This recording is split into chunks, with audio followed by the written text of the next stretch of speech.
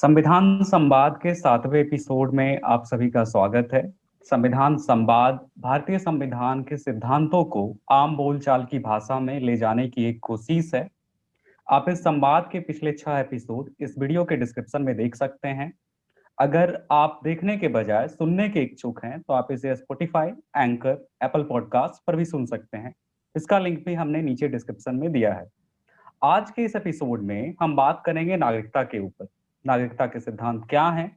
हम पिछले साल हुए नागरिकता आंदोलन और नागरिकता कानून के विकास के बारे में भी बात करेंगे।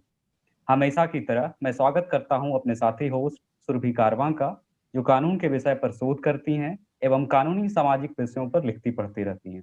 साथ ही हमारे साथ मौजूद हैं professor Tarunabh Khaitan. Tarunabh Oxford law faculty में वाइस डीन हैं एवं जाने माने संवैधानिक स्कॉलर भी हैं। तरुणाभ और सुरभि, आप दोनों का स्वागत है। सुरभि। धन्यवाद राजेश। जैसा कि राजेश ने बताया कि आज का हमारा मुद्दा नागरिकता पर चर्चा करना है।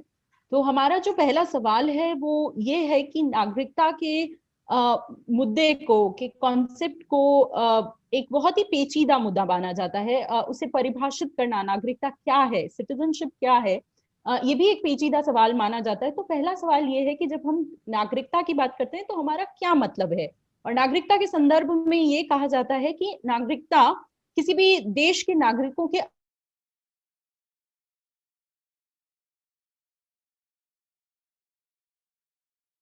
अधिकारों जो राजनीतिक है उनसे क्या संबंध है।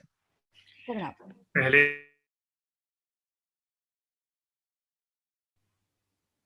आपसे हर महीने हम जो बात करते हैं उससे मुझे संविधान के बारे में कुछ और जानने का भी मौका मिलता है, और नागरिकता मेरी एक्सपर्टीज के दायरे से थोड़ा बाहर है, इसलिए जो प्रेपरेशन किया है मैंने इस चर्चा के लिए वो काफी जानकारीदायक रही है मेरे लिए, इसलिए धन्यवाद उसके लिए भी।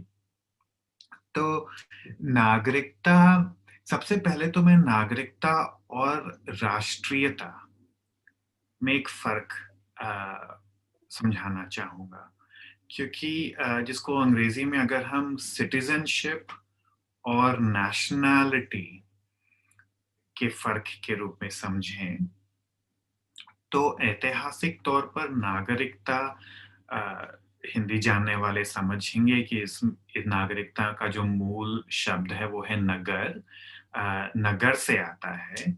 तो ये एक नगर में रहने वाला और या नगर में रहने वाली एक नागरिक का नागरिकता से क्या संबंध है, खासकर भारत जैसे देश में जहाँ काफी लोग नगरों में नहीं रहते हैं, गांवों में रहते हैं। तो इसलिए ये जरूरी समझना है कि नागरिकता का जो कॉन्सेप्ट है ये राष्ट्रवाद से या नेशनलिज्म से काफी पुराना है, और इसको सबसे पहले समझा गया है एंशियंट ग्रीस के संदर्भ में, कि ग्रीक सभ्यता जो थी, प्राचीन ग्रीक सभ्यता, उसमें जो राज्य की जो अधिकार थे, राज्य की जो पावर्स थे, वो एक राष्ट्र के पास नहीं थे, वो नगरों के पास थे। ग्रीस कोई एक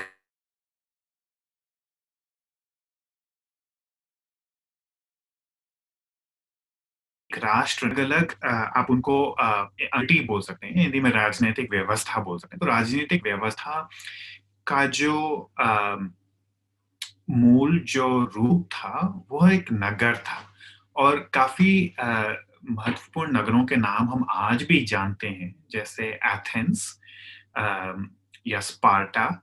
तो इन नगरों में रहने वालों को नागरिक माना गया, और इन नगरों में रहने वाले नागरिकों को कुछ खास अधिकार दिए गए जो औरों को नहीं दिए गए थे। तो इस व्यवस्था से नागरिकता की समझ उत्पन्न होती है। अब यह मैं जरूर बता दूं कि प्राचीन ग्रीस में नगर में सारे रहने वालों के पास नागरिकता के अधिकार नहीं थे।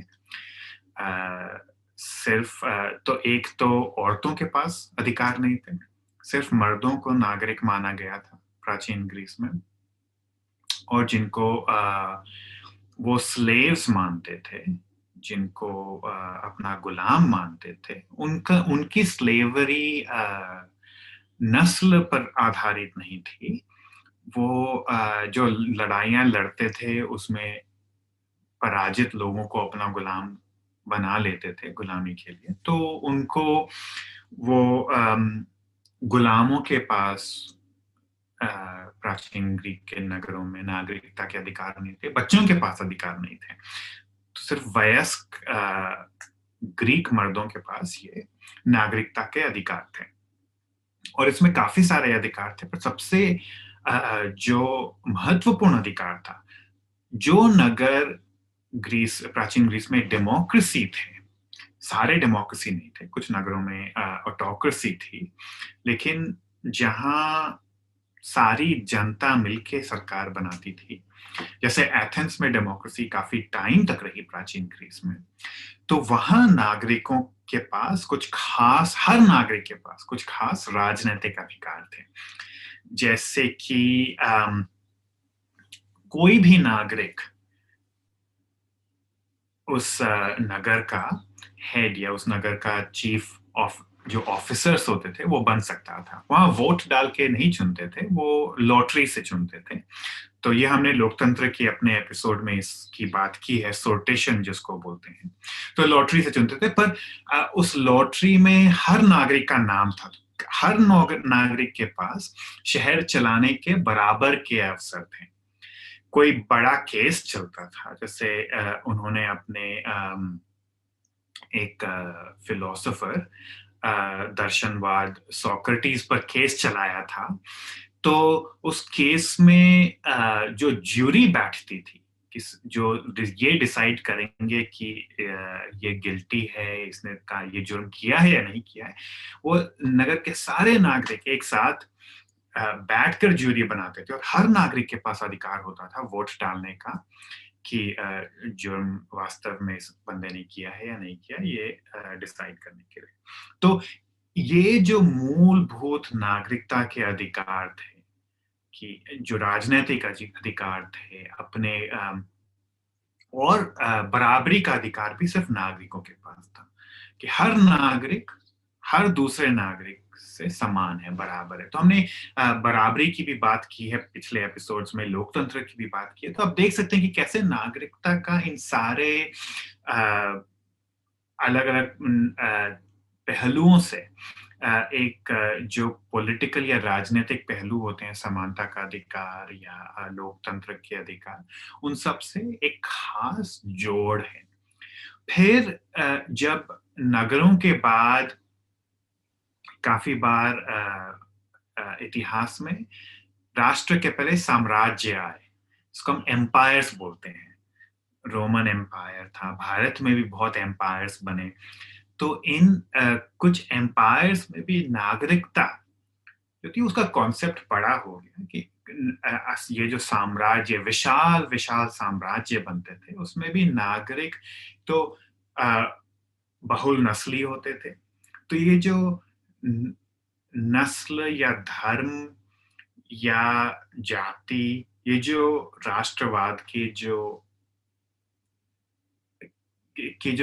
फाउंडेशनल आइडेंटिटी आधार, कि वो ज्यादातर या तो धर्म होता है या नस्ल होती है या भाषा होती है, ये कॉन्सेप्ट साम्राज्यों में नहीं था, क्योंकि वो एम्पायर्स इतने विशाल होते थे कि अगर आप एक ही धर्म, एक ही भाषावादी या एक ही नस्ल के लोगों पर सीमित रहेंगे तो आपका साम्राज्य छोटा रहेगा। तो ये कॉन्सेप्ट नहीं था। तो वहां भी नागरिकता का कॉन्सेप्ट एक लिमिटेड, सीमित कॉन्सेप्ट ही था उनके पास नागरिकता का, लेकिन वो भी राष्ट्रवादी कॉन्सेप्ट नहीं था। राष्ट्रवादी नागरिकता एक मॉडर्न कॉन्सेप्ट है। मॉडर्न का मतलब हुआ कि खासकर यूरोप में आधुनिक, पर हम मॉडर्न को दो रूप में समझते हैं, कोई भी नई चीज को आधुनिक मानते हैं, पर मॉडर्न एक ऐतिहासिक रूप में यूरोप में जब कैपिटलिज्म, उपनिवेशवाद की शुरुआत होती है और इंडस्ट्रियलाइजेशन शुरू होता है और एग्रीकल्चर से प्रोडक्शन इंडस्ट्री की तरफ बढ़ता है और प्रिंट कैपिटलिज्म जिसको हम बोलते हैं अंग्रेजी में, कि ये किताबों की प्रिंटिंग बहुत ही आसान हो जाती है यूरोप में जब 17वीं 18वीं 16वीं 17वीं शताब्दी से शुरुआत होकर और फिर ये बढ़ती रहती है।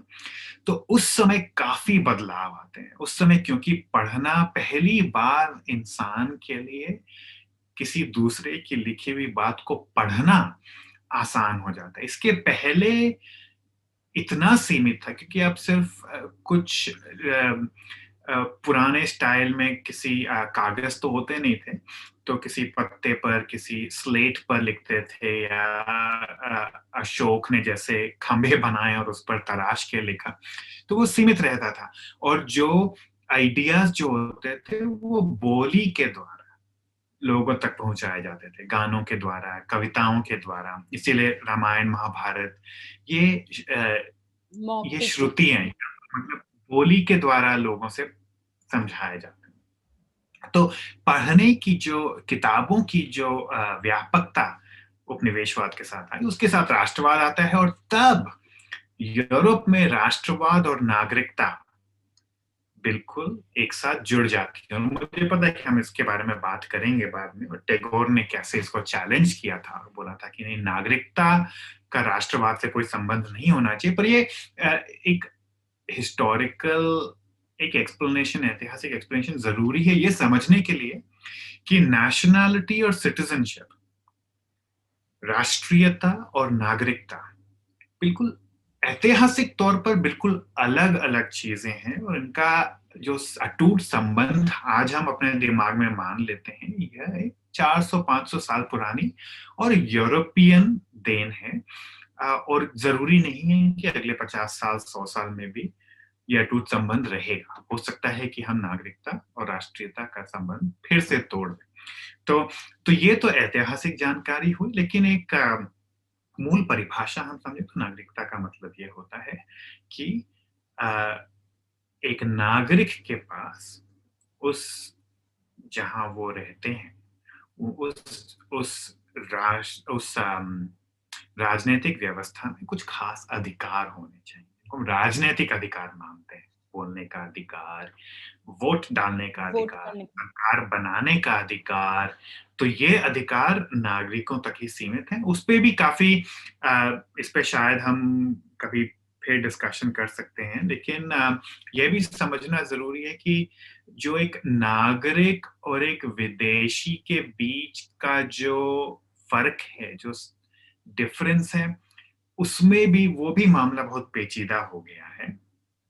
तो अब नागरिक, आप एक स्पेक्ट्रम समझें जिसमें नागरिक एक सीमा पर है उस स्पेक्ट्रम की, और एक विदेशी दूसरी सीमा पर है, तो उसके बीच भी बहुत सारे लोग अब रहने लग गए हैं। परमानेंट रेसिडेंट्स होते हैं। अब मैं इंग्लैंड में रहता हूँ, मैं यहाँ का नागरिक नहीं हूँ, यहाँ का परमानेंट रेसिडेंट हूँ। ना तो मैं विदेशी हुआ, ना ही मैं नागरिक हुआ।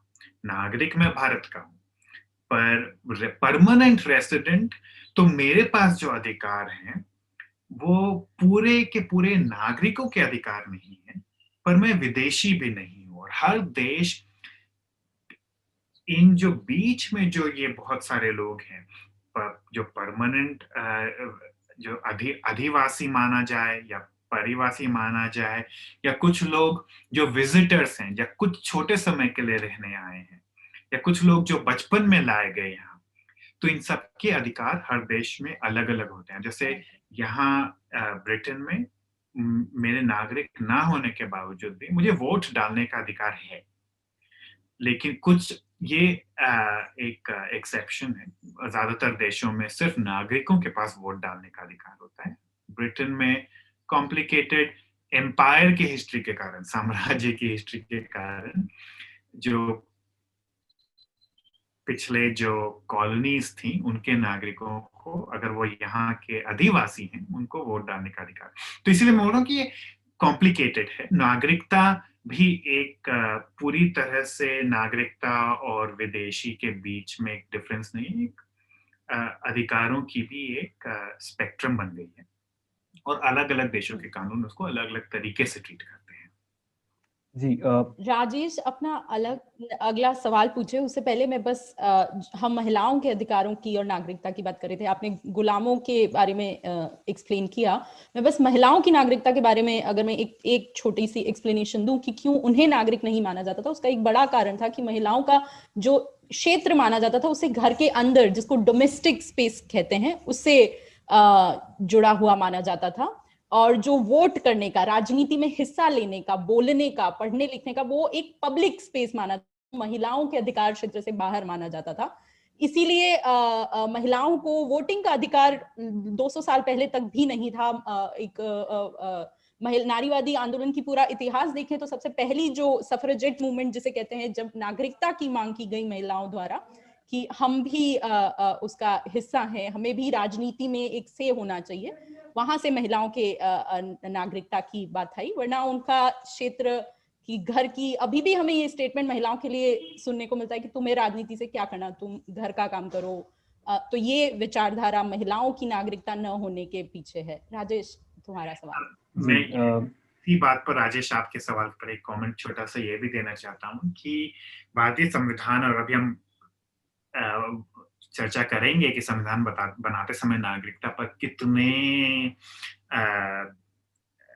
मतभेद थे और कितनी चर्चा हुई संविधान सभा में, पर यह बात कि नागरिकता पुरुषों को और महिलाओं को दोनों को दी जाएगी, इस पे कोई मतभेद नहीं था।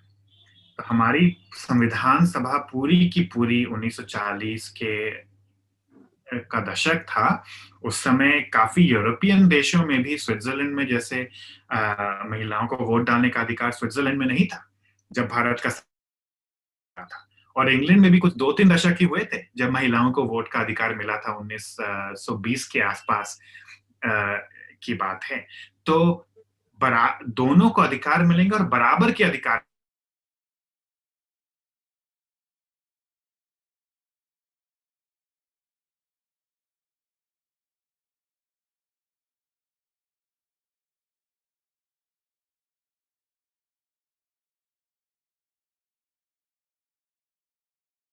के 90 के बाद के दशक में कि तोड़ चार दीवारी निकली घर की नारी, एक तरीके का नारा निकलता था जो नारी की सहभागिता पे पूरा फोकस करता था। इससे अगला सवाल ये है प्रोफेसर केतान कि नागरिकता के संबंध में दो तरह के सिद्धांत की बात की जाती है। एक जिसे हम अंग्रेजी में जस सोली या जन्मभूमि से जुड़ा हुआ सिद्धांत कहते हैं। दूसरा सिद्धांत है खून के नियम का सिद्धांत, जिसे हम जस साइंगुन्स भी कहते हैं। इन दोनों सिद्धांतों के बारे में बताएं, और मुझे जहां तक पता है कि प्रोफेसर नीरजा गोपाल दयाल का काम भी इन सिद्धांतों के इर्द गिर्द घूमता जाए। जी बताएं।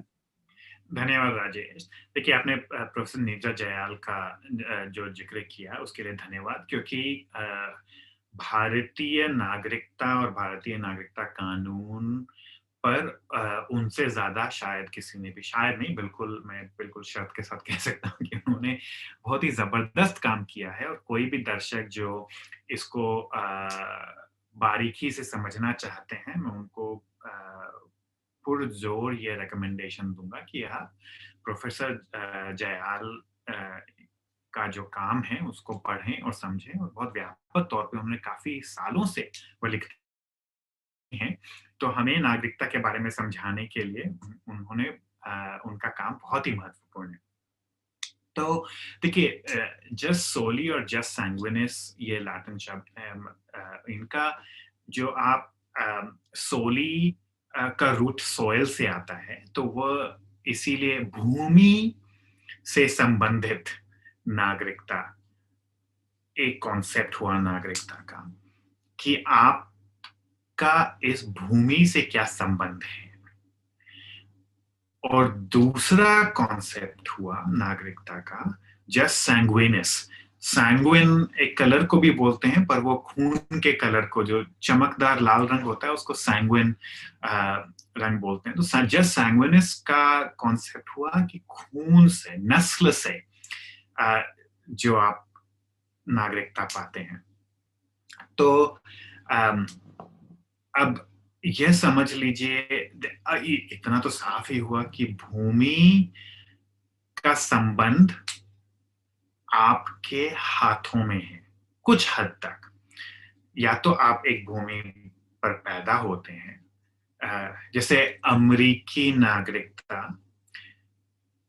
पूरी तरह से जसोली या भूमि के आधार पर है। आप अमेरिका में पैदा हुए तो आपको अमेरिका की नागरिकता मिलेगी, ठीक है। लेकिन अगर आप पैदा नहीं भी हुए किसी भूमि पे, तो आप भूमि को अपना सकते हैं अपने जीवन में। आप चुन सकते हैं, अगर आपके पास कुछ साधन होने चाहिए, पर आप चुन सकते हैं कि भाई मैं इस देश में रहूंगा, इस देश में काम करूंगा, इस देश के लोगों के साथ रहूंगा। तो एक आपका भूमि से एक संबंध बन जाता है। तो अगर जो भूमि पर आधारित जो नागरिकता है, वह या तो जन्म उस भूमि पर हुआ हो, या उस भूमि से आपके संबंध इतने डीप हैं, इतने रोबस्ट हैं, इतने भारी हैं कि आपको वहां का नागरिक मान लिया जाए। तो अब जैसे मैंने बताया कि मैं ब्रिटेन में जैसे परमानेंट रेसिडेंट हूं, तो कुछ सालों के बाद अगर आप यहाँ रह लो तो आपको नागरिकता के लिए अप्लाई करने का राइट मिल जाता है। मैंने अप्लाई किया नहीं है, वो अलग बात है, क्योंकि मुझे भारत की नागरिकता काफी पसंद है, पर मैं वो नहीं छोड़ना चाहता। पर वह भूमि की नागरिकता का एक कॉन्सेप्ट हुआ। जस्ट सैंग्विनिस या खून की नागरिकता आपके माता पिता कौन है, आपके माँ बाप कौन है, उस पर आधारित है। तो अब और उसके बाद आप उस पर और ज्यादा गौर करें तो वो आपके सारे पूर्वजों को भी रेलेवेंट बना देता है, कि सिर्फ आपके माता पिता नहीं, आपके दादा दादी, आपके परदादा परदादी, आपके पूर्वज कौन थे। तो आप फिर ज्यादा दूर जाओ तो आप धर्म और नस्ल और भाषा पर आ जाते हो। तो इसलिए जस्ट सैंग्विनिस या खून की नागरिक का, और ये खून मतलब बायोलॉजिकल नहीं है, क्योंकि हमें पता है, अब हमें इतनी जानकारी हो गई है कि जिनका धर्म अलग है या जिनकी जाति अलग है, उनके खून में कोई फर्क नहीं होता। पर एक मेटाफोर के रूप में हम खून को नस्ल या जाति या धर्म या भाषा की ये जो राष्ट्रवादी जो आइडेंटिटीज हैं, उसको उस पर आधारित मान सकते हैं। तो ये एक मेन फर्क होता है। तो आप इसको मैं पिछले आंसर से अगर रिलेट करूं तो राष्ट्रीयता हमेशा खून से संबंधित होती है। हालांकि वह खून और भूमि के बीच के संबंध को बहुत जोर देती है, राष्ट्रवाद जोर देता है, पर वह यही जोर देता है कि इस भूमि पर सिर्फ इस नस्ल के लोग या इस भाषावादी लोग, इस भाषा को बोलने वाले लोग ही इसके असली हकदार हैं। तो वह खून के जरिए भूमि की परिभाषा करना चाहते हैं। और नागरिकता का जो ऐतिहासिक जो ओरिजिनल कॉन्सेप्ट है वो भूमि पर आधारित है, कि इस नगर में रहने वाले लोग, आदिवासी लोग इस नगर के। तो ये खास फर्क है। धन्यवाद तरुणा।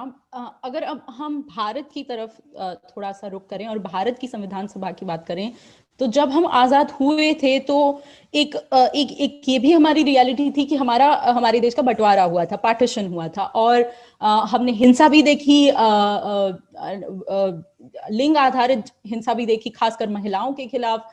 और एक बहुत ही एक जैसे वोलेटाइल सा माहौल कहते हैं, एक बड़ा ही मुश्किल माहौल था जब भारत आजाद हुआ था, और धर्म के आधार पर बंटवारा भी धर्म के एक विचार के तहत हुआ था।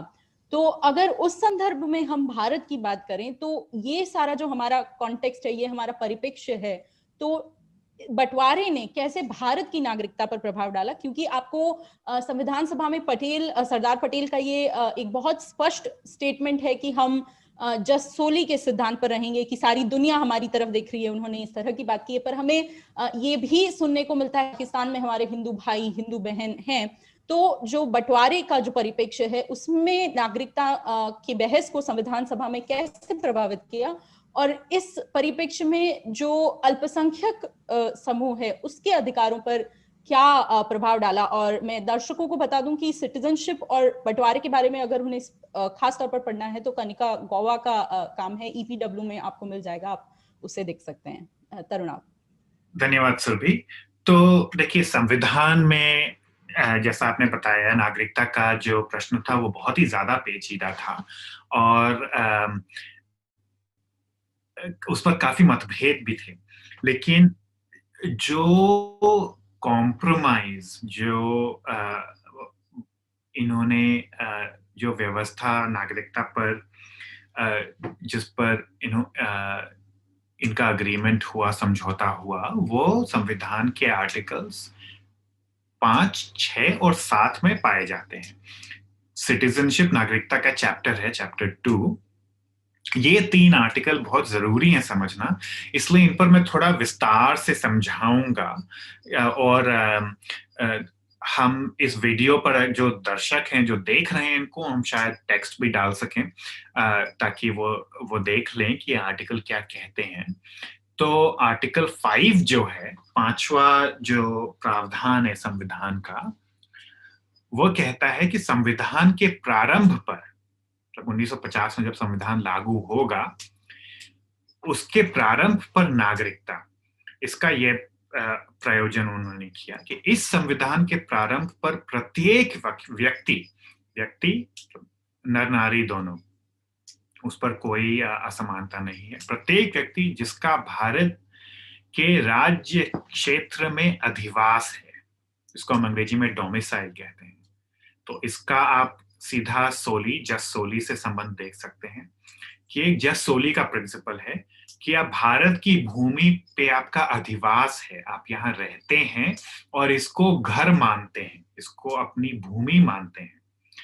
और या तो जो भारत के राज्य क्षेत्र में जन्मा था, तो अगर आप 1950 में भारत में जन्मे और भारत में आपका अधिवास है, ये 2 कंडीशन पूरे कर ली, ये दोनों सोली प्रिंसिपल हैं। इसमें खून कहीं कोई मायने नहीं रखता, आपका नस्ल मायने नहीं रखता, आपका धर्म मायने नहीं रखता। सिर्फ भारत में जन्मे हो और भारत में अधिवास हो तो आप नागरिक हो। दूसरा कंडीशन था जिसके माता या पिता में से कोई भारत के राज्य क्षेत्र में जन्मा था। अगर आपका जन्म मान लीजिए कहीं बाहर हुआ है भारत के, लेकिन आपके माता या पिता दोनों में से कोई भी एक, दोनों हो तो बहुत बढ़िया, दोनों में से कोई भी एक भारत में जन्मे हो और आपका भारत में अधिवास है, तब भी आप नागरिक होंगे। तो इसमें थोड़ा सा सोली का सैंग्विनिस का, खून का एक यूज हुआ है कि आपके माता या पिता भारत में जन्मे हो, लेकिन अधिवास आप भारत में करते हो तो आप बन जाएंगे नागरिक। और तीसरा कि अगर आपके ना तो आप भारत में जन्मे हो, ना ही आपके माता या पिता भारत में जन्मे हो, फिर भी अगर आप भारत में कम से कम 5 वर्ष तक मामूली तौर पर निवासी रहे हो और आपका भारत में अधिवास है, तो देख लीजिए आपका सोली से कोई, आपका सैंग्विनिस मतलब खून से कोई नाता नहीं है भारत से, लेकिन आप 5 साल रह चुके हो भारत में, भारत के निवासी रहे हो और भारत को अपना घर मानते हो, तो आप नागरिक हो। तो यही आधार था, जैसे सरदार पटेल का आपने बताया सुरभि, यह बोलने का कि मूल जो भारत के संविधान में नागरिकता का जो प्रावधान है वो जस्ट सोली पर आधारित है कि आप भारत की भूमि, हालांकि थोड़ा बहुत माता पिता का जन्म हुआ उनका रेलेवेंट है, लेकिन जरूरी नहीं है इसके लिए। फिर हम आते हैं आर्टिकल 6 पर। अब मामला थोड़ा पेचीदा हो जाता है। आर्टिकल 5 बहुत बढ़िया बात है, कोई सैंग्विनियस नस्ल की, कोई धर्म की, नस्ल की, कोई इसमें कोई जिक्र नहीं। आर्टिकल 6 में पार्टीशन के कारण जो, अब आपको, दर्शकों को, श्रोताओं को मालूम होगा कि भारत के का जो बंटवारा हुआ वह काफी हिंसक था और बहुत लोगों ने अपनी जान गंवाई, अपनी संपत्ति गंवाई, अपने परिजन गंवाए और इस हिंसा में हिंदुओं की भी, मुसलमानों की भी और सिखों की भी जान गई, संपत्ति गई और दोनों तरफ गई। अब उस समय आप खुद को 1940 के दशक के एक निवासी के रूप में इमेजिन कीजिए, सोचिए कि, और अलग अलग इमेजिन कीजिए कि आप जनवरी 1948, खूब हिंसा हो रही है और महात्मा गांधी अभी देश भर का दौरा कर रहे हैं, दौड़ रहे हैं इधर से उधर आग बुझाने के लिए। तो आप सोचिए, पहले खुद को इमेजिन कीजिए कि आप भारत में ही दिल्ली में कहीं हिंदू हूं, तो आपको थोड़ी तसल्ली रहेगी कि ठीक है, मैं सुरक्षित हूं, क्योंकि ज्यादातर हिंसा जो आज के दिन भारत है उसमें मुसलमानों के खिलाफ हो रहा था। इसलिए अगर आप दिल्ली में या लखनऊ में या कहीं भारत के क्षेत्र में मुसलमान हो तो आपको चिंता रहेगी, कलकत्ता में डर होगा कि मेरे साथ क्या होगा, मेरे परिवार के साथ क्या होगा, क्योंकि आपको खबर आ रही है। इसी तरह आप पाकिस्तान में हिंदू हो तो आपको ज्यादा चिंता रहेगी और पाकिस्तान में अगर मुसलमान हो तो कम चिंता रहेगी। तो अगर आप खुद को उन लोगों के नजरिए से समझना चाहें तो हमें बिल्कुल भी आश्चर्य नहीं होना चाहिए कि दसियों, हजारों, लाखों की संख्या में लोग भागे, अपना सारा जीवन, अपनी सारी संपत्ति छोड़ छोड़ के भागे, इधर से उधर भागे और उधर से इधर भागे, सिर्फ अपना जीवन बचाने के लिए। तो अब इस दौरान कोई कभी आप अपने क्षेत्र से बाहर नहीं गए हो, अब कभी मान लीजिए लाहौर नहीं गए हो, जो आज फिर पाकिस्तान बना हुआ, कभी नहीं गए हो, लेकिन फिर भी अपनी जान बचाने के लिए आप भागे, तो उससे यह निष्कर्ष निकालना कि आप भारत की नागरिकता नहीं चाहते हैं, आप उसको छोड़ देना चाहते हैं, यह निष्कर्ष निकालना शायद ठीक नहीं होगा। इसी तरह अगर आप पाकिस्तान का जो क्षेत्र बना वहां से भागकर भारत आए, उससे यह निष्कर्ष निकालना कि आप पाकिस्तान हमेशा के लिए छोड़ देना चाहते हैं, यह बिल्कुल सही नहीं होगा। क्योंकि हो सकता है कि आप सिर्फ अपनी जान बचाना चाहते हो और ये सोच के गए हो, इस मंसूबे से गए हो कि भाई सारी संपत्ति सब कुछ यही है, यही नेबर्स है हमारे, सब कुछ यही है, थोड़ा माहौल ठीक हो जाए, थोड़ी हिंसा काबू में आ जाए, फिर हम वापस आ जाएंगे। तो ये पेचीदा मामला था कि कौन देश छोड़ के जा रहा है हमेशा के लिए और कौन सिर्फ जान बचाने के लिए जा रहा है वापस आने के मंसूबों के साथ। तो संविधान सभा ने यह डिसाइड किया अनुच्छेद 6 में कि पाकिस्तान से जो भारत आए वो अगर 19 जुलाई 1948 के पहले आए तो उनको हम नागरिक मान लेंगे। तो हम ये पूछेंगे भी नहीं उनसे, हम ये बस मान लेंगे कि वो भारत में रहने के लिए आए हों, अगर वो 19 जुलाई 1948 के पहले आए। 19 जुलाई 1948 के बाद अगर वो भारत आए, तब एक अफसर के पास, एक सरकारी ऑफिसर के पास पावर्स संविधान देता है। वो अफसर यह डिसाइड करेगा कि 1948 19 जुलाई के बाद जो लोग आए हैं वह भारत में बसने के लिए, भारत के नागरिक बनने के मंसूबों से आए हैं या किसी और मंसूबे से आए हैं। अब यहाँ प्रॉब्लम हो जाता है, क्योंकि हालांकि इस अनुच्छेद में धर्म का कोई जिक्र नहीं है, लेकिन अगर आप एक छोटी सी तहसील में एक छोटे सरकारी अफसर को ये पावर देंगे, तो फिर उस पावर का जो एक्सरसाइज है उसमें धर्म आएगा ही आएगा। अगर उस समय का जो कौमी माहौल आप इमेजिन करो, तो यह बहुत मुश्किल नहीं है सोचना कि एक छोटा अफसर ये सोच ले कि भाई अगर 19 जुलाई 1948 के बाद आप आए हो और अगर आप हिंदू हो तो हम मान लेंगे कि आप बसने के लिए आए हो, नागरिकता ले लो भाई। अगर आप मुसलमान हो तो हम नहीं मानेंगे कि तुम बसने के लिए आए हो, तुम वापस जाओ। तो हालांकि धर्म का जिक्र इस अनुच्छेद में नहीं है, लेकिन जिस तरह से यह अनुच्छेद बनाया गया, इसके इम्प्लीमेंटेशन में धर्म, आपका धर्म क्या है, वो बहुत महत्वपूर्ण हो गया। अनुच्छेद 7 और भी ज्यादा कंट्रोवर्शियल है। अनुच्छेद 6 पाकिस्तान से जो भारत है उनके लिए है। अनुच्छेद जो आर्टिकल 7 है, यह उन लोगों के लिए है जो 1 मार्च 1947, जब बंटवारे की बात काफी आगे बढ़ चुकी थी, बंटवारा होगा, यह लगभग तय होने के कगार पर था। 1 मार्च और हिंसा शुरू हो गई। 1 मार्च 1947 के बाद अगर आप भारत छोड़ के पाकिस्तान गए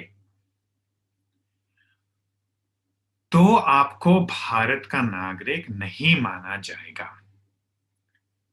चाहे आप उसके बाद वापस भारत आ गए हो।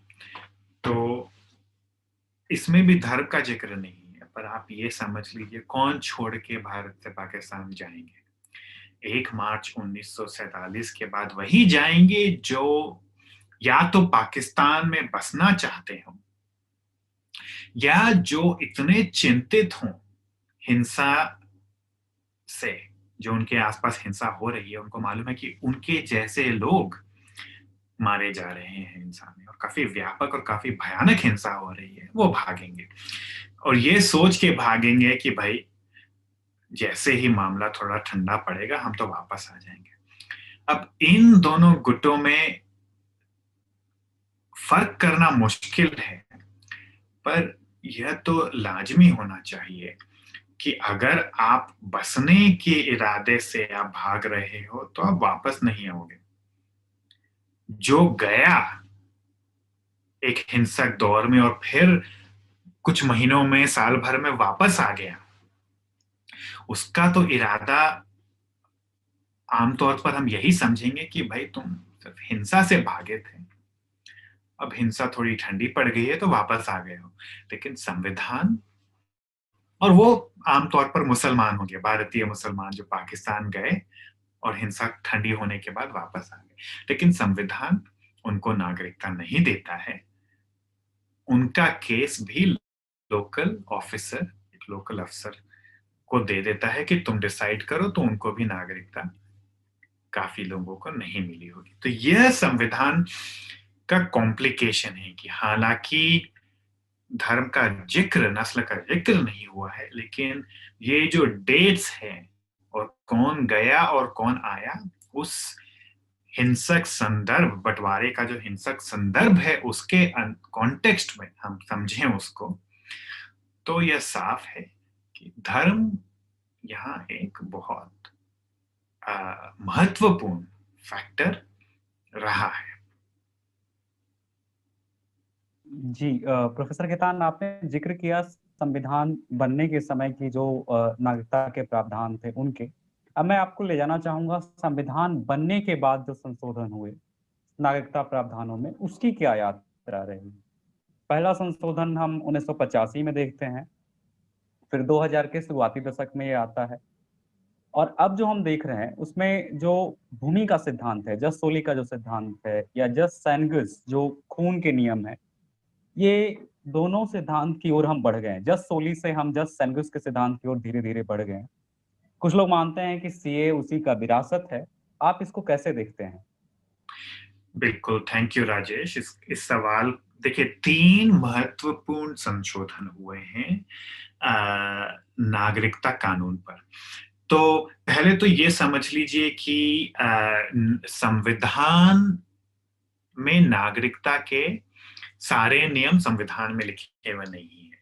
1955 में सिटीजनशिप एक्ट पास हुआ था। उसमें एक संविधान में जो बहुत ही महत्वपूर्ण जो नियम होते हैं सिर्फ वही होते हैं, सारे नियम नहीं होते। बाकी के जो नियम हैं जिसके आधार पर नागरिकता दी जाएगी या नहीं दी जाएगी, वो 1955 के कानून पर है। और जो 86 का और 2004 का और फिर 2019 के जो संशोधन हैं नागरिकता कानून के, ये इस पार्लियामेंट्री कानून के संशोधन है, ये संवैधानिक संशोधन नहीं है, कॉन्स्टिट्यूशनल अमेंडमेंट नहीं है। तो ये मैं दर्शकों को और श्रोताओं को समझाना चाहूंगा। यह भी बताना चाहूंगा कि सबसे ऊपर संविधान, उसके नीचे पार्लियामेंट्री कानून 1955 का, उसके नीचे होते हैं रूल्स, संविधान के नागरिकता के रूल्स। पार्लियामेंट का रोल रूल्स बनाने में कम होता है। एग्जीक्यूटिव जो होता है, जो सरकार होती है, जो कैबिनेट होता है, प्रधानमंत्री, उनके पावर ज्यादा होते हैं। तो कुछ संशोधन रूल्स के जरिए भी हुए, उस पर हमें आज बात करने की शायद टाइम नहीं रहेगा। लेकिन जो पार्लियामेंट्री कानून है, जो 1955 का जो कानून है, उसके जो संशोधन है, उसमें 3 महत्वपूर्ण संशोधन है। और वो तीनों संशोधन संविधान कि जो एक मोटे तौर पर ही सही, पर एक जो मोटे तौर पर जो जस सोली के प्रिंसिपल से पर जो आधार है नागरिकता का, उससे हटकर हर संशोधन में हम जस सैंगुइनिस की तरफ बढ़े हैं। तो वह मैं दर्शकों श्रोताओं को समझाना चाहूंगा। तो सबसे पहले 1986 का संशोधन नागरिकता कानून पर हुआ। 1985 में राजीव गांधी ने असम अकॉर्ड किया था। असम में नागरिकता हमेशा से पेचीदा रही है, क्योंकि बंगाल से असम की ओर बहुत लोग हमेशा से जाते रहे। फिर बंगाल जब बंटकर पश्चिम बंगाल और पहले पाकिस्तान, पूर्वी पाकिस्तान बना और फिर बांग्लादेश बना, तो वह कॉम्प्लिकेटेड है। और ये पहले तो भाषा की राष्ट्रवाद पर आधारित है। बंगाली भाषी और असमिया बोलने वाले लोगों की भी, और उस पर फिर बांग्लादेश और पश्चिम बंगाल के फर्क होने के बाद धर्म भी जुड़ जाता है, हिंदू मुसलमान का भी मुद्दा बन जाता है। तो 1986 में जो संशोधन हुआ उस नागरिकता कानून पर, उसका मुख्य मकसद यह था कि 1986 के बाद जो नागरिकता संविधान में आप याद कीजिए, मैंने आपको बताया कि अगर आप भारत में रहते हो, अगर आप भारत के अधिवासी हो, भारत में आपका डोमिसाइल है और आप भारत में पैदा हुए हो, तो आपको नागरिकता मिल जाएगी। संविधान के अनुसार आप नागरिक हैं।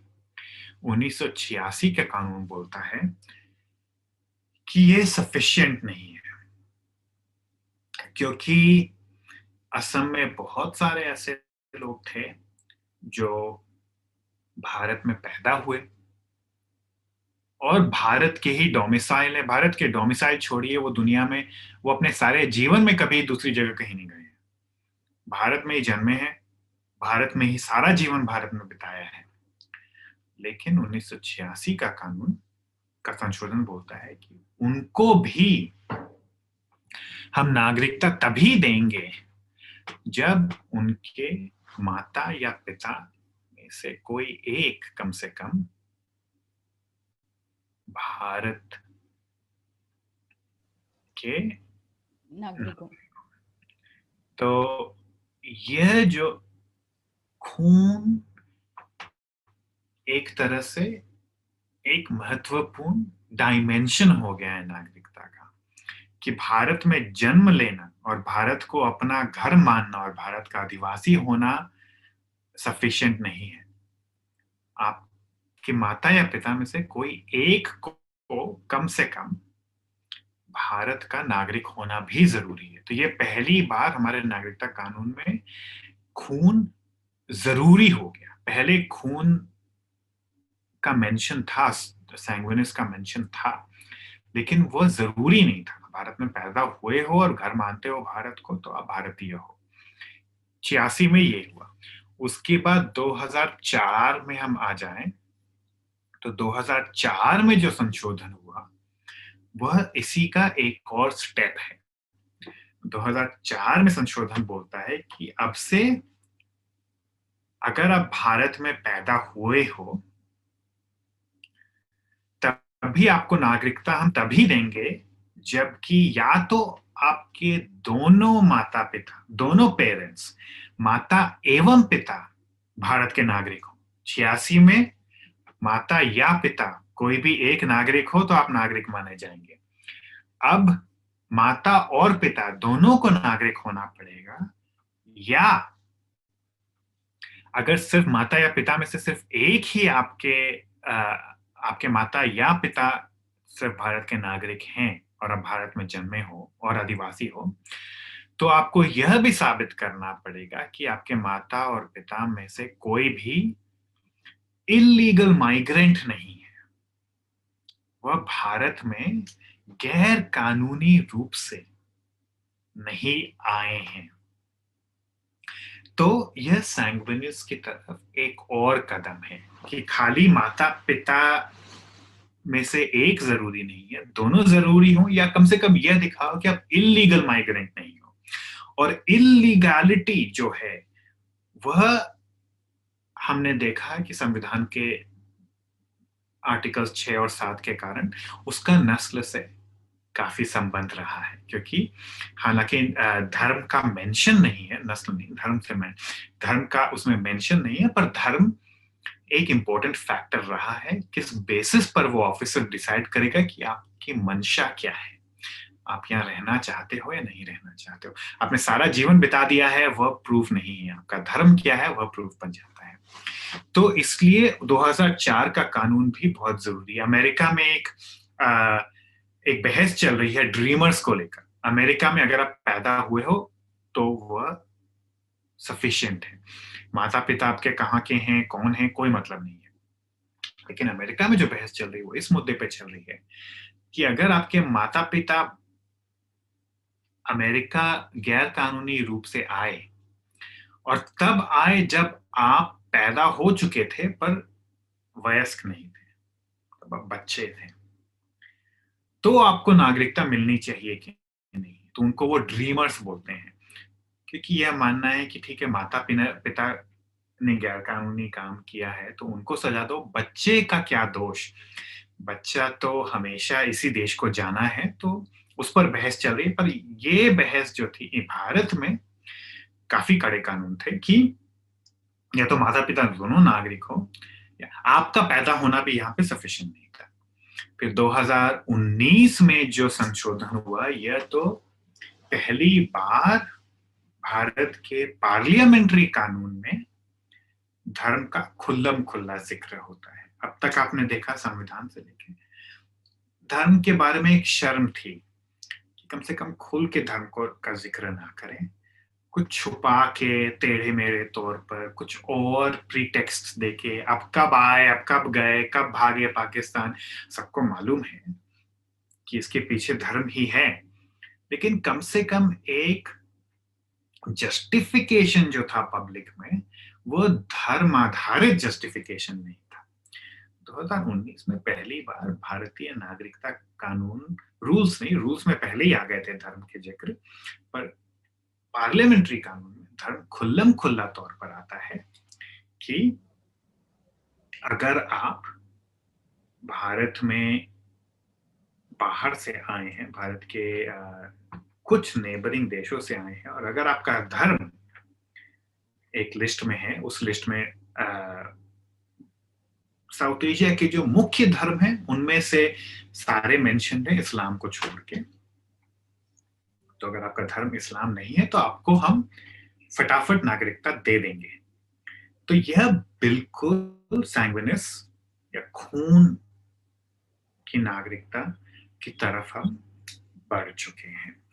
तो और इसका हम फिर एनआरसी से ताल्लुक रखें तो वो एक पेचीदा मामला है। आप समझना चाहें तो नीरजा जयाल और काफी लोगों ने बहुत अच्छे से समझाया है कि आप इस 2019 का जो संशोधन है, इसको आप एनआरसी के कॉन्टेक्स्ट में देखें तो इसका जो धर्म से जो रिलेशनशिप है वह और भी पुख्ता हो जाता है और भी स्ट्रॉन्ग हो जाता है।